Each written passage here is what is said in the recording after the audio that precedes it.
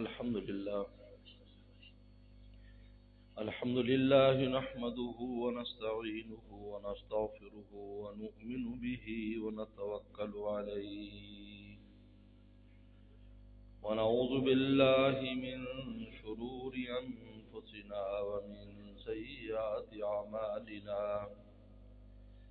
من يهده الله فلا مضل له ومن يضلل فلا هادي له ونشهد أن لا إله إلا الله وحده لا شريك له ونشهد أن سيدنا وسندنا وحبيبنا وشفيعنا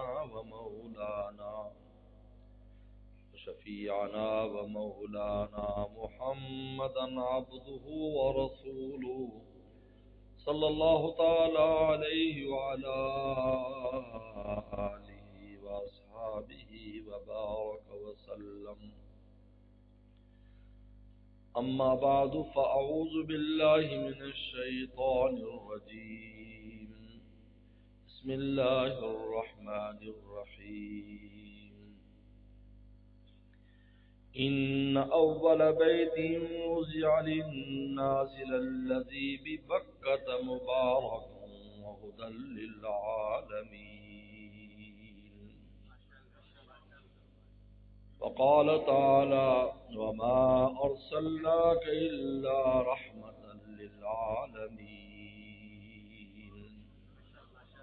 قال النبي صلى الله عليه وسلم وجد حلاوة الإيمان من كان الله ورسوله أحب إليه مما سواهما أو كما قال عليه الصلاة والسلام صدق الله وصدق رسوله النبي الكريم.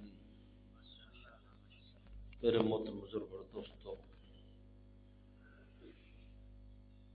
اللہ تعالیٰ نے مکہ شریف کے بارے میں فرمایا کہ اس میں ایک ہمارا ایسا گھر ہے ہدی للعالمین، پورے عالم کی ہدایت کا ذریعہ، ایسا گھر جو پورے عالم کو ہدایت دیتا ہے، ہدی للعالمین، پورا عالم جس سے ہدایت پاتا ہے۔ اور مدینہ شریف بارے میں فرمایا کہ ہم نے وہاں ایک ایسا اپنا پیارا پیغمبر رکھا ہے رحمت للعالمین، جو پورے عالم کے لیے رحمت کا ذریعہ۔ ایک جگہ ہدی للعالمین، ایک جگہ رحمت للعالمین، ایک کی ہدایت پورے عالم کو گھیرے ہوئے اور ایک کی رحمت پورے عالم کو۔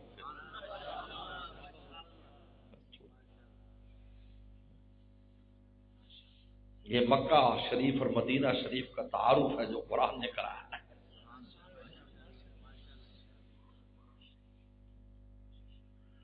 اور جب وہ رحمت ہے تو ہدایت بھی ہے،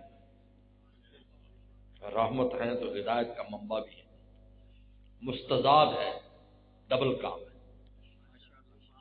مدینہ شریف میں رسول اللہ کی ذات اقدس ہدایت کا منبع بھی ہے، رحمت کا منبع بھی ہے، کیونکہ جب بندے پر اللہ کی رحمت متوجہ ہوتی ہے تو پھر اللہ اس کے لیے ہدایت کا دروازہ کھول دیتا ہے۔ رحمت اللہ، اللہ کا فضل خاص ہے کہ جن حالات میں پہلے بھی لے گئے اب بھی لے گئے اور عافیت سے لے آئے۔ جب روز اقدس پر آخری حاضری ہوتی ہے تو بزرگوں نے دعا لکھی ہے کہ جب انسان روز اقدس پر آخری حاضری دے تو کہ اللہ اس کو آخری حاضری نہ بنانا، سالمین غانمین الی اوطاننا، اللہ سلامتی کے ساتھ اور مال غنیمت کے ساتھ ہمیں اپنے گھر لے جا۔ بہت اللہ کا فضل ہے۔ لیکن ایک عجیب بات ہے، آج سے 1.5 سال پہلے جب میری حاضری ہوئی،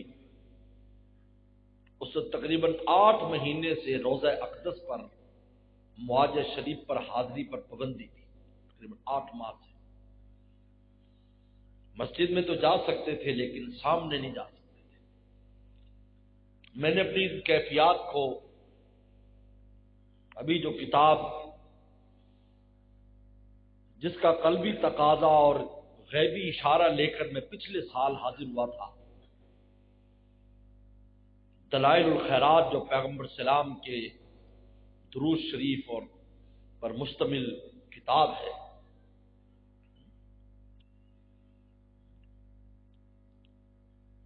علامہ سلیمان کی بہت مقبول کتاب ہے، اور انہوں نے اس کی وجہ بھی لکھی ہے اس تصنیف کی، دلائل الخیرات کے، کہ میں ایک مسجد میں گیا تو پانی، کنویں میں پانی نیچے تھا اور وہاں پر ڈول نہیں تھا، مجھے وضو بھی کرنا تھا، پانی بھی پینا تھا، میں پریشان کھڑا تھا، تو ساتھ والے مکان سے کوئی 10 سال کی بچی اوپر آئی اور اس نے کہا کہ شیخ آپ پریشان کیوں ہیں؟ انہوں نے کہا بھی پانی نہیں ہے، پانی تو ہے، ڈول نہیں ہے۔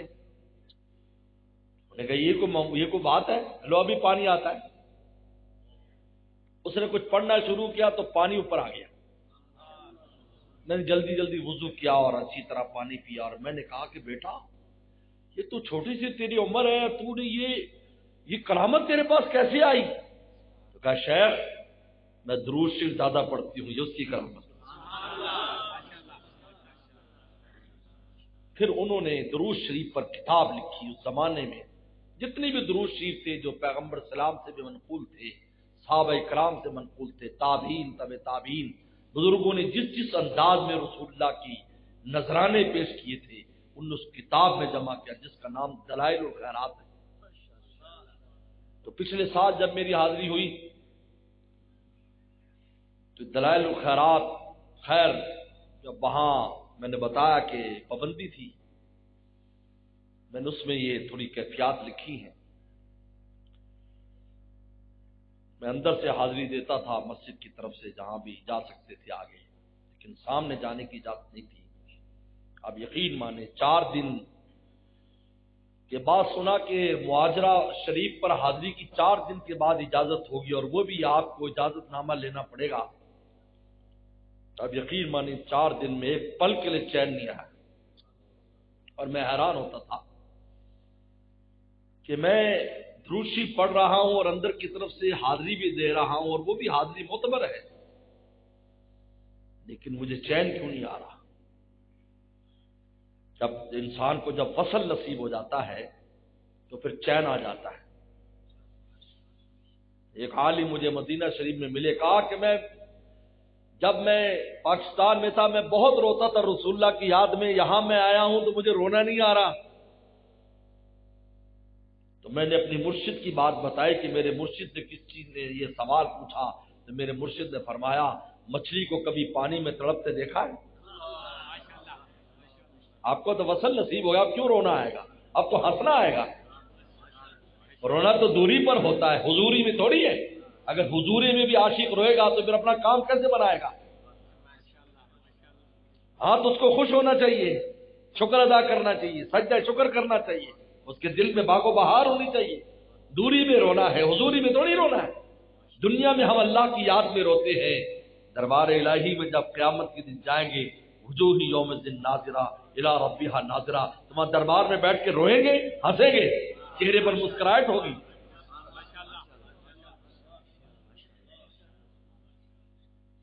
قرآن نے ہنسنے والے چہرے بیان کیے کہ جنتیوں کے چہرے ہنستے ہوئے ہوں گے، کیونکہ وصل ہو گیا نا، ملاقات ہو گئی، اب کیوں رونا؟ رونا تو دوری میں تھا۔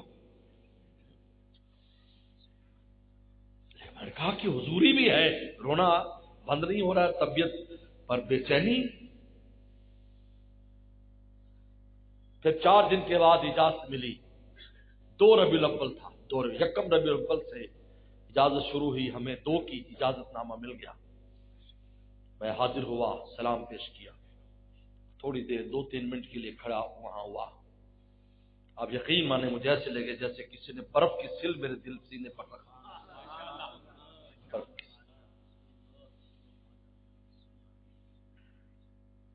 پھر بعد میں نے عمرہ کیا، اس کے بعد یہ دلائل الخیرات کے بارے میں جو بھی معاملہ ہوا، ایک مدینہ شریف میں کاش کے رسول تھے، انہوں نے بھی مجھے آ کر کہا کہ مولا آپ دلائل الخیرات شائع کریں۔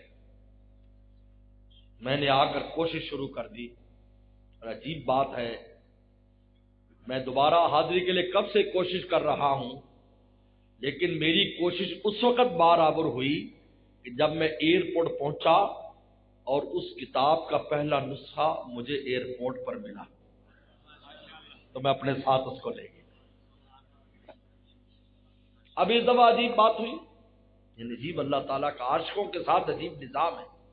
عاشقوں کو دل چھوٹا نہیں کرنا چاہیے، ہم دل چھوٹا کر لیتے ہیں۔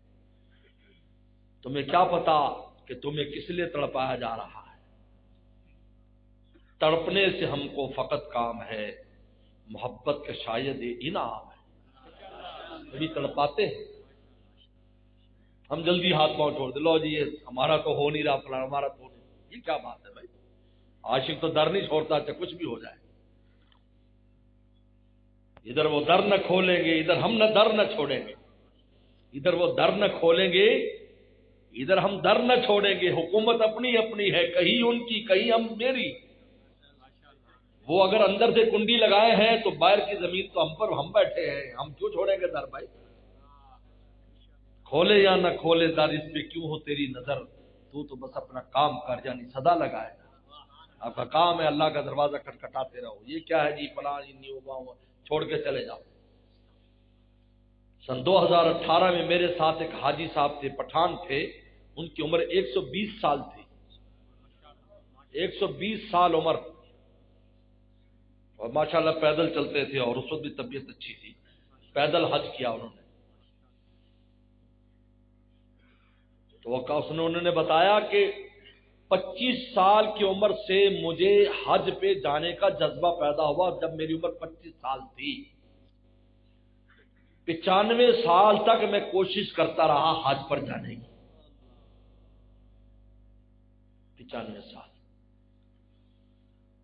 95 سال کے بعد دروازہ کھلا اور اس سال میں حج پر آیا۔ تو اس سال تو یہ تھا کہ معاہدے پر حاضری نہیں ہو سکتی، مسجد میں جا سکتے ہو۔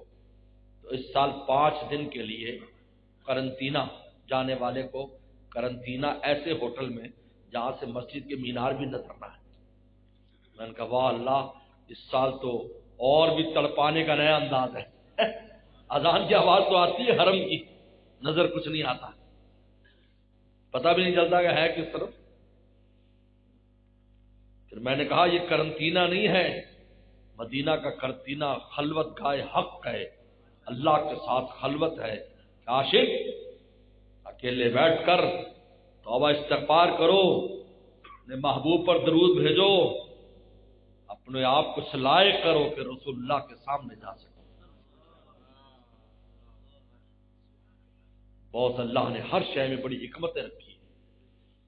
اگرچہ ہم اس کو حکومتوں کی ترتیب کہتے ہیں کہ حکومت نے ایسا کر دیا، لیکن ظالم یہ تو دیکھ کہ اس کے پیچھے کون کار فرما ہے۔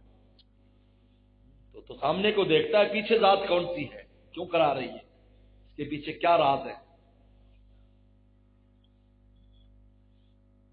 کہ یہ 5 دن میں نے کہا یہ خلوت گاہ حق ہے، قرنطینہ نہیں ہے۔ مدینہ کی زمین پر عاشقوں کو بند کر دیا، بیٹھ جاؤ کمرے میں، کمرے سے باہر نہیں نکل سکتے۔ توبہ استغفار کرو، اپنے آپ کو پاک کرو۔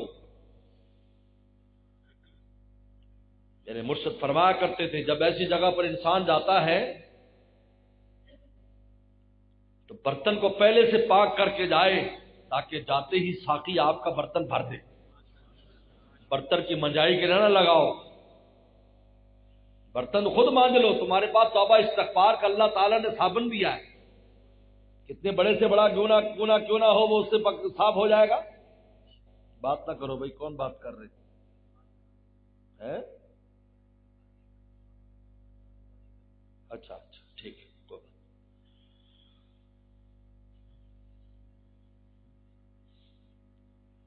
اس لیے آداب میں سے ہے کہ جب کسی بزرگ کے پاس انسان جائے تو خوب توبہ استغفار کر کے جائے، تاکہ جاتے ہی ہمارا برتن ان کے فیضان سے بھر جائے۔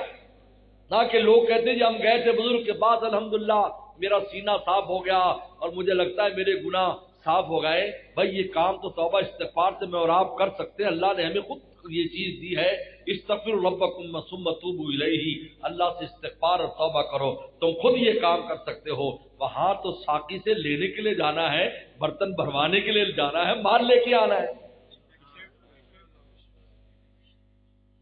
جگہ قرنطینہ نہیں، خلوت گاہ حق ہے۔ پھر اس کے بعد بھی 3 دن اور لگ گئے حاضری کے لیے، کیونکہ وہاں پر ایسی ایپس ہے اس کے ذریعے آپ کو نجات ملے گی۔ 8 دن کے بعد روزہ اقدس پر الحمدللہ حاضری ہوئی، اللہ کا شکر ہے، اللہ اس حاضری کو قبول فرمائے۔ پھر عمرہ بھی ہوا، سب کے لیے دعائیں بھی مانگی، اپنے لیے بھی، آپ سب کے لیے، الحمدللہ پورے عالم کے لیے، پوری امت کے لیے۔ میرے مرشد عارف باللہ شاہ حکیم اختر صاحب فرمایا کرتے تھے، یہاں پر جو بھی آئے گداگر بن کر آئے، اس لیے اللہ تعالیٰ نے تو حاجی کا لباس بھی اتروا دیا تاکہ یہ نہ پتہ چلے یہ مولانا صاحب ہیں، یہ سیٹھ صاحب ہیں، یہ افسر صاحب ہیں، یہ صدر صاحب ہیں، یہ وزیر اعظم صاحب ہیں، کہا کہ نہیں یہ فقیر صاحب ہیں۔ ایک کپڑا نیچے ایک کپڑا اوپر، فقیر بن کر آؤ تب ملے گا۔ زیادہ اوپر کے کپڑے بھی اتارو، اندر کے کپڑے بھی اتارو۔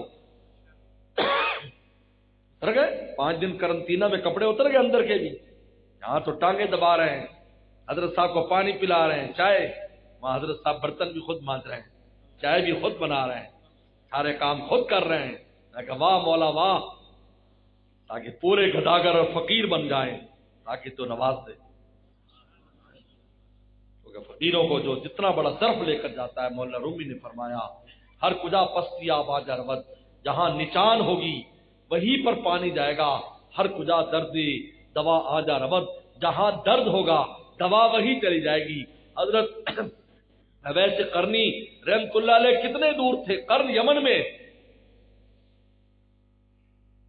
1000 کلومیٹر یا اس سے کم و بیش وہ بنتا ہے مدینہ شریف سے، سرحد 1000 کلومیٹر پر ہے، یمن کی سرحد، جیزان سرحدی شہر ہے، 1000 کلومیٹر تقریباً مدینہ شریف سے، اور آگے اندر اس کے قرن ہیں۔ لیکن جہاں درد تھا، جہاں نچان تھی، رسول اللہ کا فیضان وہیں چلا گیا۔ آپ خود فرماتے تھے مدینہ شریف میں چلتے ہوئے آپ نے فرمایا انی لأجد ریح الرحمن من قبل قرن، اے لوگوں مجھے قرن کی جانب سے اللہ کی خوشبو آتی۔ وہ تڑپنے والا وہاں تھا۔ کہ بعض بے عقل کہتے ہیں جی بزرگ ہم پر توجہ نہیں کرتے، ہم پر توجہ نہیں، ہمیں بزرگوں کا فیضان نہیں مل رہا، یہ تو ٹیلا بنا ہوا ہے، تجھ پر کیسے پانی چڑھے گا؟ تو نچان میں آ جا، تو جہاں بھی ہوگا وہیں پہنچ جائے گا پانی۔ یہ غلط سمجھتے ہیں، بدگمانی کرتے ہیں، بزرگوں پر بدگمانی کرتے ہیں کہ ہم تو گئے تھے ہمیں تو کوئی توجہ نہیں دی۔ بھئی توجہ کیا دینی؟ میرے والد صاحب مولانا نیاز صاحب رحمۃ اللہ علیہ فرمایا کرتے تھے کہ علم کی مثال اور فیضان کی مثال دریا کی طرح ہے۔ دریا کا پانی آپ کے منہ میں اڑ کے جانے والا نہیں ہے، آپ نے پانی پینا ہے دریا سے، آپ ہاتھی بن کر پی لو، شیر بن کر پی لو، بھیڑ بکری بن کے پی لو، اونٹ بن کے پی لو، چڑیا بن کے پی لو، آپ کا ظرف ہے، اپنے ظرف کو بڑا کرو۔ چڑیا بن کے پیو گے ایک قطرے میں اڑ جاؤ گے، ہاتھی بن کے پیو گے منو پی جاؤ گے، اونٹ بن کے منو پی جاؤ گے، کیا آپ کا کام ہے؟ اللہ تعالیٰ نے انسان کی ہمت پر اس چیزوں کو رکھا ہے، پورے عالم میں انوارات پھیلا دیے، اپنی رحمتوں کو رسول اللہ کے ذریعے پورے عالم میں پھیلا دا۔ آپ کا ظرف ہے، آپ کی محنت ہے، آپ کتنا لے کر آتے ہیں۔ حرمین شریفین میں رحمت کے دریا، فیضان کے دریا پھیلا چلا دیے، اب جانے والے حاجی کی استطاعت پر ہے وہ کیا حاصل کرتا ہے وہاں سے۔ سب سے پہلے تو اپنے برتن کو مانج کر لے جائے، پاک کر کے لے جائے، تاکہ جاتے ہی کام بن جائے، بھرنا شروع ہو جائے۔ مکہ میں جائے تو توحید خالص نصیب ہو جائے، مدینہ میں جائے تو اللہ رسول کا عشق نصیب ہو جائے۔ یاد رکھو مدینہ شریف میں انسان کو پیغمبر سلام کی صحبت ملتی ہے، اس سے اللہ کا عشق بھی ملتا ہے، رسول اللہ کا عشق بھی ملتا ہے، دونوں عشق میں کوئی فرق نہیں۔ جو اللہ کا عاشق ہے وہ رسول اللہ کا عاشق ہے، جو رسول اللہ کا عاشق ہے وہ اللہ کا عاشق ہے. یاد رکھو، لازم ملزوم ہے. جو کہیں کہ جی میں اللہ کا عاشق اور رسول اللہ کا عاشق نہیں، جھوٹا ہے، جھوٹ بولتا ہے، ہو ہی نہیں سکتا. وہ اللہ کا بھی عاشق نہیں ہے. جس طرح قرآن نے کہا جو ایک پیغمبر کو نہیں مانتا کسی پیغمبر کو بھی نہیں مانتا. اگر پیغمبر سلام کا کوئی منکر ہے وہ چاہے کہ میں موسیٰ السلام کو مانتا ہوں، عیسیٰ السلام کو مانتا ہوں، ان کا ایمان معتبر نہیں ہے. ایک کو نہ مانا کسی کو نہ مانا. اس لیے قرآن مجید نوح علیہ السلام کے بارے میں مرسلین کا استعمال کیا کہ نوح علیہ السلام کی قوم نے مرسلین کو جھٹلایا، مرسلین رسولوں کو جھٹلایا. تو سوال ہوتا ہے تو رسول تو ایک آیا تھا نوح علیہ السلام، مرسلین کیوں کہا کہ ایک کا جھٹلانا سب کا جھٹلانا ہے. اللہ رسول کے عشق میں فرق نہیں ہے. لیکن اللہ پیغمبر اسلام نے بخاری کے حدیث میں دونوں کو جمع کیا ہے. وجد حلاوت الایمان، ایمان کی مٹھاس پائے گا وہ شخص من کان اللہ و رسول احب الیہ مما سواہما، اللہ رسول جس کو سب سے زیادہ محبوب ہو جائے پورے عالم سے، اس کو ہم ایمان کی مٹھاس عطا فرما دیں. ایمان کی مٹھاس دلیل ہے ایمان کے کمال کی. اللہ رسول سے عشق ہے تو دلیل ہے اس کا ایمان کامل ہو گیا ہے. کیونکہ ایمان کی مٹھاس سے مراد ہے کہ ایمان کا درخت لگ گیا، اس پر پھل آ گیا اور میٹھا پھل کھا لیا. جب تک درخت پر پھل نہ آئے درخت کامل نہیں ہوتا، چاہے وہ کتنا بڑا اپنے وجود کے اعتبار سے ہو، جب تک پھل نہیں دے گا اس وقت تک اس شجر کا کمال نہیں ہے. ایمان جب تک میٹھا پھل نہیں دے گا اس وقت تک ایمان کا کمال نہیں. اور رسول اللہ نے فرمایا کہ وہ کیسے حاصل ہوگا؟ اللہ رسول کا ایسی محبت اس کو ہر ایک اس کے سامنے نگاہوں سے گر، تب جا کر وجد حلاوت الایمان، ایمان کی مٹھاس محسوس کرے گا، باقاعدہ محسوس کرے گا کہ رگو ریشے میں ایمان کی مٹھاس ڈال دی جائے گی. اس لیے میرے دوستو اس دل سے غیر اللہ کو نکالو، اس دل میں اللہ کے عشق کو بساؤ، رسول اللہ کے عشق کو بساؤ. اور یہ عاشقوں کی صحبت سے ملتا ہے. یاد رکھو، گھر بیٹھے کوئی چیز نہیں ملتی. ان کے عاشقوں کے پاس جاؤ، آؤ ان سے عشق کی باتیں سنو گے، تم بھی عاشق ہو، سنتے سنتے عاشق ہو جاؤ گے. سنتے سنتے عاشق. اکیلے نہ چل سکو گے محبت کی راہ میں چل رہا ہوں آپ میرے ساتھ آئیے. من نہ جویم زی سپس راہ اسیر، مولانا رومی فرماتے ہیں لوگوں میں آسمان پر جانے کا راستہ تلاش نہیں کروں گا کہ میں سیدھا اوپر چلا جاؤں. بعض لوگ کو اپنی ذاتی عبادات پر ناز ہوتا ہے کہ میں یہ کرتا ہوں میں وہ کرتا ہوں، میں اللہ تک چلا گیا. شیطان کو بھی یہ ناز تھا. 7 لاکھ سال عبادت کی ہے، 7 لاکھ سال. یہ منیری رحمۃ اللہ اپنے مکتوبات میں لکھا ہے 7 لاکھ سال عبادت کی، لیکن خدا تک نہیں پہنچا تھا، راستے میں رہا. 7 لاکھ سال میں بھی نہیں پہنچ سکا، وہ راستے میں تھا. اور کب ظاہر ہوا کہ وہ راستے میں؟ جب ان کا مرشد آیا آدم السلام، مرشد آیا جس سے انہیں ہدایت لینی تھی، جس کے ذریعے اس کی عبادت قبول ہونی تھی، اسی کے خلاف ہو گیا. اللہ نے خلیفہ بنایا تو خلیفہ زمین میں سب کے خلیفہ تھے. ان کے تابع شیطان بھی تھا، جو اس وقت شیطان نہیں کہلاتا تھا، اساطیل تھا اس کا نام، عبدالعزیز. اس نے بھی ماننا تھا، جنات نے انسانوں نے سب نے ماننا تھا. اسی کے ذریعے خدا تک پہنچنا تھا اور مقبول ہونی تھی اس کی عبادات خدا کے راہ میں مقبول ہونی تھی. کیونکہ قبولیت اگر نہیں ہے تو انسان کتنا کچھ بھی کر لے. شیطان ہمارے سامنے. بلم بن باور کا واقعہ قرآن نے بیان کیا ہے. 400 علماء اس کی خدمت میں رہتے، اتنا بڑا عالم تھا، لیکن قرآن نے کتے کے ساتھ مثال دے دی. موسیٰ السلام کا امتی تھا، قرآن نے کہا کتے کی طرح ہم نے اس کو کر دیا. اس کی زبان اس کے ناپ پر تھی، ویسے ہکلاتا تھا جیسے کتا ہکلاتا ہے، کیونکہ مقبول بارگاہ نہیں تھی. جس کے ذریعے مقبول ہونی تھی موسیٰ علیہ السلام کے ذریعے، اسی کے خلاف ہو گیا، سب ختم ہو گیا. مولا رومی نے بڑی پتے کی بات کی ہے، من نجویم زی سپس راہ اسیر، لوگوں میں براہ راست اللہ تک جانے کا راستہ تلاش نہیں کروں گا، میں کیسے جاؤں گا؟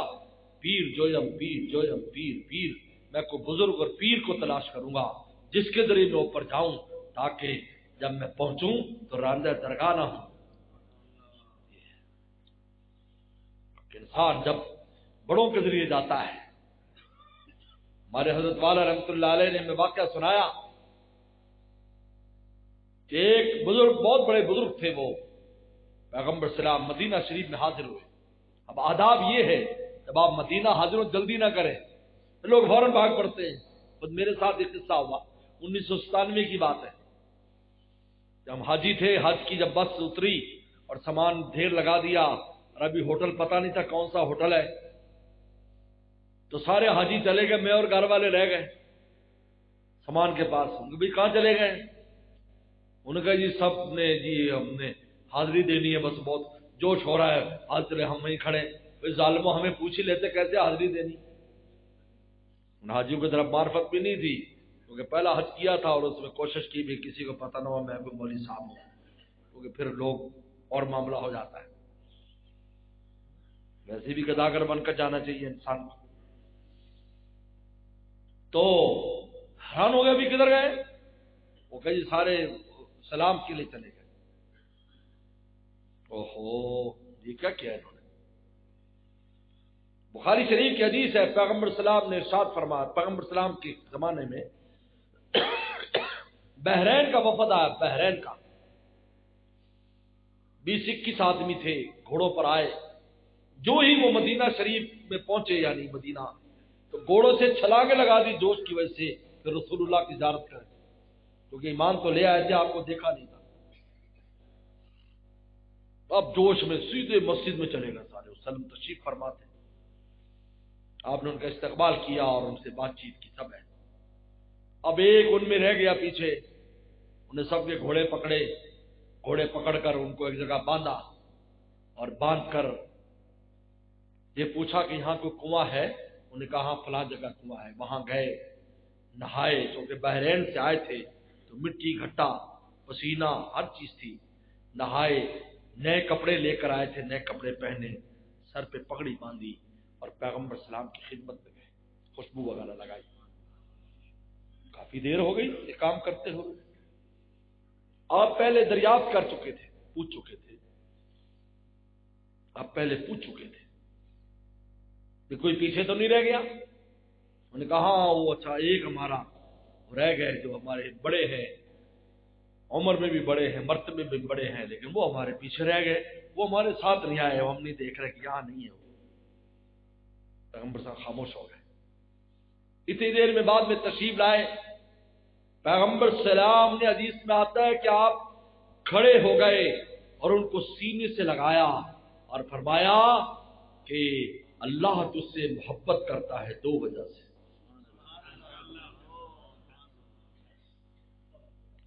تجھ میں حلم پایا جاتا ہے، بردباری، اور اناد پائی جاتی ہے کہ ہر کام کو تو ٹھہر ٹھہر کر کرتا ہے، اناد، اس کا نام اناد ہے۔ آداب میں سے پیغمبر سلام کی خدمت میں حاضری دے، جلدی نہ کرے، اطمینان سے۔ تو خیر وہ بزرگ آئے تو انہوں نے تو سنت پر عمل کرنا تھا، تو بزرگ ٹھہر گئے، انہوں نے کہا بھی اطمینان سے، کچھ تھکن بھی اتر جائے گی، اس لیے کہ ایک بات یاد رکھو، دنیا کے معاملات کا آپ کے دل سے کوئی تعلق نہیں ہے۔ آپ کچھ کر رہے ہو کسی ساتھ کچھ معاملات، تو آپ کے دل کے بارے میں وہ نہیں جانتا کیا ہے، لیکن آخرت کے معاملات میں پہلے دل دیکھا جاتا ہے، بعد میں آپ کے عمل کو دیکھا جاتا ہے۔ اگر آپ وہاں روزہ اقدس پر گئے اور رش ہے اور آپ بہت تھکے ہوئے ہیں اور آپ کے یار بڑا رش ہے، جلدی کرو یار، سلام پیش کروں میں جاؤں، سو میرا سامان پیچھے پڑا ہے، تو آپ کا کیا خیال ہے؟ رسول اللہ ایسے سلام کے لیے بیٹھے ہوئے ہیں، آپ ایسے سلام پیش کریں؟ کیا آپ کے اندر جذبہ بھی نہیں ہے؟ اور آپ کہہ رہے ہیں جلدی کرو جی، جلدی تاکہ فارغ ہو کو جاؤ، میں بہت تھک گیا ہوں، اور جان نہ ہوں تو آرام کرو، میں سفر سے آیا ہوں۔ جس کے بجائے پہلے آرام کر لیتا نا، تاکہ وہاں کھڑا ہوتا تو کہتا کہ یہی کھڑا وہیں مر جاؤں میں، اللہ تعالیٰ اور رسول اللہ کو ایسی عبادت کی ضرورت نہیں ہے اور ایسے سلام کی ضرورت نہیں ہے۔ حدیث شریف میں آتا ہے صحابی نے کہا اللہ کے نبی صلی اللہ علیہ وسلم میں رات کو اٹھتا ہوں تو مجھے نیند آتی جب میں فرمایا سو جایا کر، جب طبیعت اچھی ہو پھر نماز پڑھ لینا، سو جایا کر۔ اللہ کو ایسی بات کی ضرورت نہیں ہے کہ گرا پڑا اور نیند بھی آ رہی نہیں، یار میں 4 رکعت 8 رکعت پوری کر لوں کیونکہ میں نے ہمیشہ تہجد پڑھتا ہوں، آج میری تہجد کیسے رہ جائے۔ بھائی کوئی بات نہیں رہے گی تو کیا ہوگا، دن میں پڑھ لینا۔ عبداللہ بن عباس فرماتے ہیں پیغمبر سلام کبھی رات کو نماز رہ جاتی جہاد میں ہوتے اس میں ہوتے تو رسول اللہ دن کو اتنی رکعتیں پڑھ لیتے تھے۔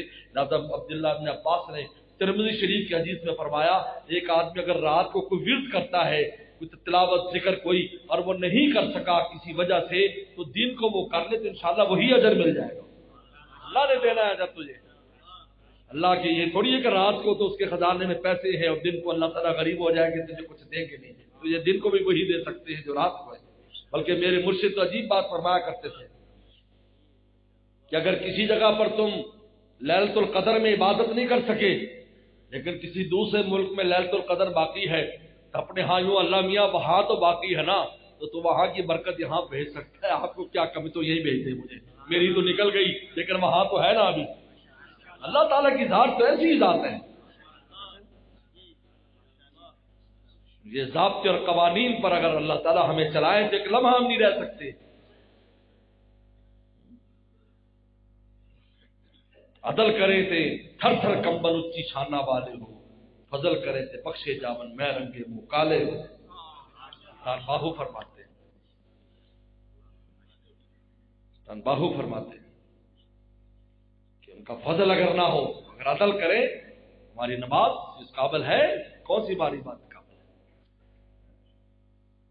مجھے تو یہ شعر حاجی امداد اللہ مہاجر مکی رحمۃ اللہ بڑا پیارا لگتا ہے اور میں اکثر ایسے سفر میں خوب پڑھتا ہوں۔ عدد، ہم عدد پر جاتے ہیں جی، کتنے عدد جی، کتنے سفر کر لیجیے، کتنے عمرے ہو گئے جی، کتنے حج ہو گئے جی، کتنی تسبیح کر لی، کتنے قرآن پڑھ لے جی۔ حضرت فرمایا کرتے تھے رو کر امداد اللہ مہاجر مکی، بس ہے ایک ہی نالا اگر پہنچے وہاں، ایک آہ کافی ہے اگر دربار تک پہنچ جائے۔ بس ہے ایک ہی نالا اگر پہنچے وہاں، گرچہ کرتے ہیں بہت نالا و فریاد، ہم بہت روتے اللہ اللہ کرتے ہیں، لیکن وہاں اگر ایک بھی پہنچ جائے تو ہمارا کام ہو جائے، اگر نہ پہنچے تو سب بیکار ہے۔ تو وہ بزرگ، ان کے ساتھ ان کے خلیفہ بھی تھے، او خلیفہ کو جیسے جوش، ان کا میں فوراً دربار میں پہنچ جاؤں۔ وہ دربار میں چلے گئے، وہ بھی بڑے آدمی تھے، خلیفہ بھی، وسلم کی روح مبارک سے اس نے رابطہ کیا اور مراقبہ کیا اور کہا کہ حضرت نواز دیجیے، آپ کے دربار میں بہت دور سے آیا۔ فوراً فرمایا اپنے بڑوں کے ساتھ آؤ، جاؤ جاؤ، بڑوں کے ساتھ آؤ۔ جب بڑے کے ساتھ یہاں ہوئے تو بڑے کے ساتھ آؤ۔ روتے دھوتے پہنچے شیخ کے پاس، شیخ نے کہا تم کیوں گئے؟ بھئی اکیلا آیا ہوتا تو چلو بندہ چلا جاتا ہے، جب ابا ساتھ ہے تو ابا کے ساتھ جائے نا۔ بولو بھائی کیوں بھائی؟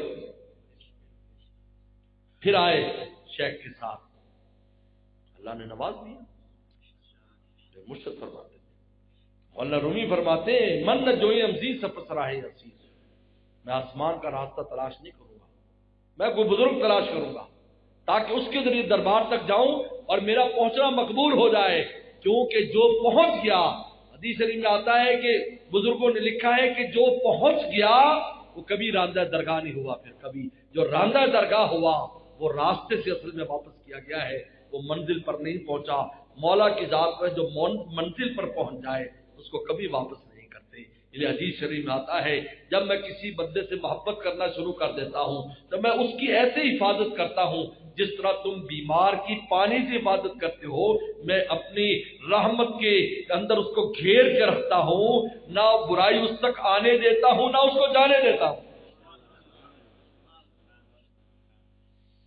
نہ برائی آنے دیتا ہوں نہ جانے دیتا۔ اس لیے میرے مرشد فرماتے تھے ایک بار کوشش کر کے وہاں پہنچ جاؤ پھر کبھی کبھی نہیں، جو بھی کرنا چاہو گے نکل نہیں سکو گے تو. اس لیے کسی اللہ والے سے کسی نے پوچھا حضرت یہ نسبت اللہ کی نسبت کیا چیز ہے؟ فرمایا نسبت اسی کا نام ہے، نسبت اسی کا نام، ان کی گلی سے آپ نکلنے نہ پائیے، جانا بھی چاہو تو جا نہ سکو. سنیں یہ جو دعا ترغیب اللہ واقعتن کا واقعۃ الولید، اللہ واقعتن کا واقعۃ الولید، کتنی آسان سی دعا ہے. لم واقعتن کا واقعۃ الولید، ایسے حفاظت کر جیسے بچے کی کرتے ہیں.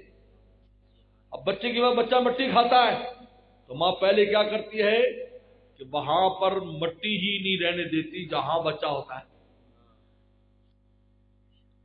اے اللہ ہماری ایسی حفاظت کر کہ ہمیں ایسی جگہوں پر رکھ جہاں گناہ کا کوئی سبب ہی نہ ہو.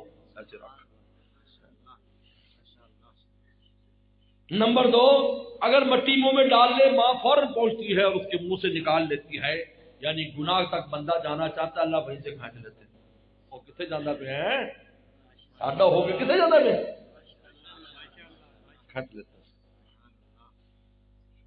اور اگر بچہ کھا لیتا ہے تو ماں فوراً جلاب دیتی ہے تاکہ آتے نہ پھٹ جائے، تو اس کے پخانے سے نکل جاتا ہے. اللہ فوراً اپنے اس بندے کو توفیق توبہ دے کر پاک کر کے پھر اپنا بنا دے. جانے نہیں دیتے، جانے نہیں دیتے. یہ ہے دربار الہی میں مقبول حاضری، انسان مقبول ہو جاتا، قبول ہو جاتا ہے. پھر آپ کی تھوڑی سی عبادت میں بھی کام ہو جائے گا، قبول ہی چاہیے نا. اللہ تعالیٰ کو تو اس سے ہے ہی نہیں کہ آپ کتنی عبادت کر کے لے آئے، بہت زیادہ عبادت کر کے لے آئے. اللہ کے ہاں یہ نہیں چلتا. کوئی کیفیت کے ساتھ تھوڑی سی بھی ہوگی کافی. اس لیے رسول فرمایا احب الاعمال اللہ ادوم وان صلی، کہ رسول اللہ نے فرمایا اللہ کو سب سے پیارا وہ عمل ہے جو تھوڑا ہو لیکن روزانہ ہو. روزانہ ہو، کیونکہ روزانہ انسان جو عمل کرتا ہے ایک تو اس میں ریاکاری ختم ہو جاتی ہے، کیونکہ ریاکاری آتی ہے انسان کبھی کبھی کوئی عمل کرے تو پھر کہتا ہو دیکھو جی میں نے یہ کیا، اگر روزانہ کرتا رہتا ہے تو ریاکاری ختم ہو جاتی ہے. اس لیے حاجی صاحب نے فرمایا ریاکاری کے خوف سے کبھی نیکی نہ چھوڑو، جب تم کرتے رہو گے تو ریاکاری کا احساس بھی ختم ہو جائے گا. یہ علاج فرمایا تو آپ رسول میں تھوڑا عمل کرو. اب تھوڑے عمل سے کیا ہوگا؟ اب تھوڑے عمل کے احساس میں یار میں کی کیتا ہے، ایک رکوع تو پڑھا ہے قرآن میں، میں کیا کیا ہے میرے کو، ایک رکوع تو پڑھا ہے یار.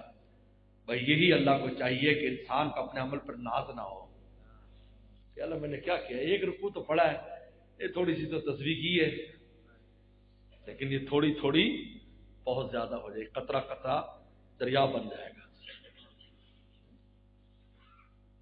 لا تحقرن صغیرۃ ان الجبال الحصا، فرمایا کسی نیکی کو معمولی نہ سمجھو، پہاڑ بھی پتھروں سے بنتے. پتھر اکھاڑو، پتھر ہوتے ہیں، اس اتنا بڑا پہاڑ بنا ہوا ہے، فرمایا بھی پتھروں کے ٹکڑوں سے بنتے ہیں.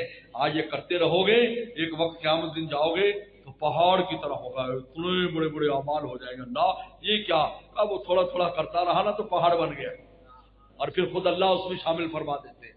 اللہ تعالیٰ خود بہت شامل فرما دیتے، اس میں اپنی برکات شامل فرما دیتے. اس انسان چھوڑی حدیث میں آتا ہے ایک کھجور دیتا ہے، اللہ اس کھجور کو احد پہاڑ جتنا کر کے عمل میں نیکیوں میں ڈال دیتے. اور احد پہاڑ دنیا کا سب سے بڑا پہاڑ ہے، اکیلا پہاڑ. وہ سلسلے اور بات ہے، اکیلا پہاڑ 7 میل لمبا 3 میل چوڑا ہے. اور عجیب بات ہے اس کا وزن بھی سائنسدانوں نے نکالا. حدیث شریف میں آتا ہے کہ اس کے برابر، حدیث میں آتا ہے جو کسی کے جنازے میں شریک ہوگا اس کو 1 قیراط ثواب ملے گا، اگر دفن میں شریک ہوگا تو 2 قیراط ثواب ملیں گے. اور فرمایا اللہ کا جو قیراط جو ہے نا، ایک پیسے کو کہتے ہیں، پیسہ، یہ جو پیسہ ہوتا ہے یہ قیراط ہے، پیسہ جو ہوتا ہے یہ عربوں کے یہاں قیراط پیسے کو کہتے ہیں. کہا کہ اللہ تعالیٰ کا جو قیراط ہے وہ احد پہاڑ جتنا ہے، احد پہاڑ جتنا وہ پیسہ، جو اللہ کا پیسہ ہوگا وہ احد پہاڑ جتنا. تو اس پر پھر سائنسدانوں نے تحقیق کی کہ اس کا وزن کتنا ہوگا، لمبائی چوڑائی اونچائی کے اعتبار سے. 45 ارب ٹن وزن ہے، 45 ارب ٹن پہاڑ، احد پہاڑ کا وزن جو ہے. ان سائنسدان جس فن کے ماہر ہوتے ہیں فٹوں کے حساب سے پتھروں کا لگاتے ہیں. انہوں نے ابھی وزن نکالا ہے, نئی تحقیق آئی ابھی مدینہ شریف, مجھے دوست نے بتایا, انہوں نے کہا 45 ارب ٹن ہے اس کا وزن, جو انسان کی چھوٹی سی نیکیوں پر نامہ اعمال میں وہ نیکی اتنی بڑی.